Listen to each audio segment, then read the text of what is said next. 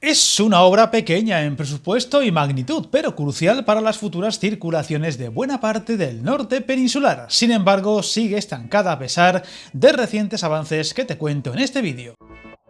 Ya hablamos de esta obra en un vídeo del canal, el Bypass o U de Olmedo, una línea que supondrá un cambio total en los movimientos de trenes de largo recorrido de la mitad norte del país y que servirá para unir al fin por ancho internacional las líneas Madrid-Zamora-Galicia y la Madrid-Valladolid. Y estos días hemos conocido cómo está este proyecto que parece ir dilatándose más de lo esperado a pesar de los avances.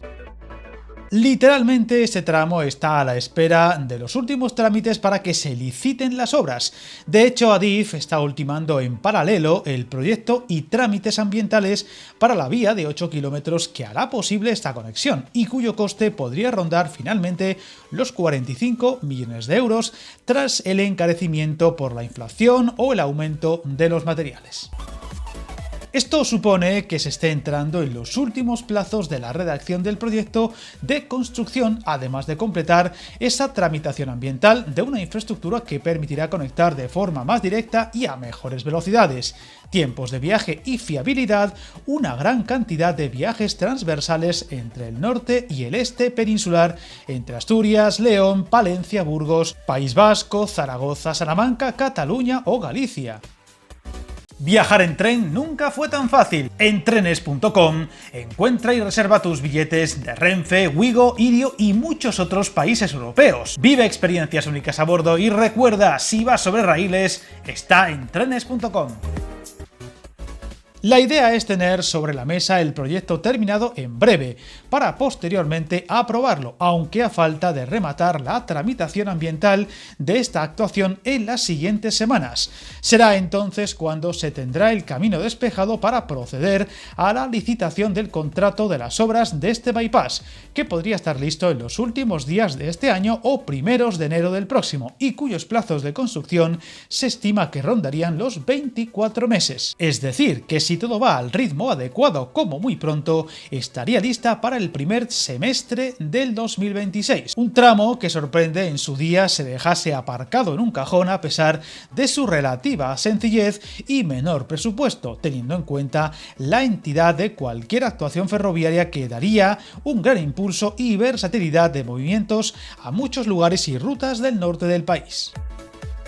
Recordemos que esta obra fue rescatada tras varios años guardada en un cajón y fue en abril del pasado año cuando al fin se le dio el impulso con la redacción del proyecto. Una redacción que eso sí se ha retrasado varios meses y que todavía tiene que ser aprobada y ver despejada la parte ambiental, que no debería ser compleja dada la ubicación y escasa entidad de la obra, pero nunca se sabe. Una vez superados esos escollos, se comenzarían las fases finales para su construcción. De ahí que todavía se ha aventurado dar fechas exactas, y lo más prudente sea pensar que entre unas cosas y otras y las posteriores pruebas no pueda estar lista hasta bien entrado el 2026.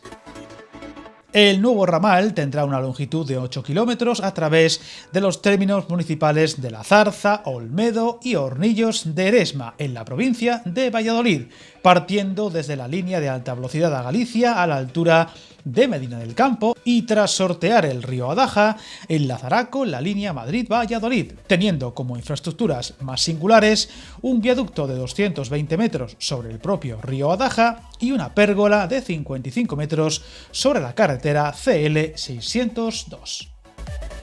Una vez culminada y abierta, su relevancia se traducirá en muchos cambios, siendo Valladolid la ciudad más beneficiada, ya que verá cómo muchos trenes entre Galicia y Aragón o Cataluña pasarán por Pucela, trenes que ahora pasan por León o Palencia y que al utilizar mucho más recorrido de alta velocidad supondrá también ahorros de tiempo de los viajes transversales del norte, mejorando además la fiabilidad de dichos recorridos, que ahora atraviesan tramos muy delicados como el que une Monforte o Lugo con León, de los más anticuados del país. Unos recorridos que además unirán extremos del país sin necesidad de pasar por Madrid, siendo aparte de Valladolid, Zamora o la estación de alta velocidad de Medina del Campo las grandes beneficiadas, sin olvidar Salamanca, que con este tramo en funcionamiento podría ver mejorar muchos trayectos con distintas ciudades del norte y noreste del país.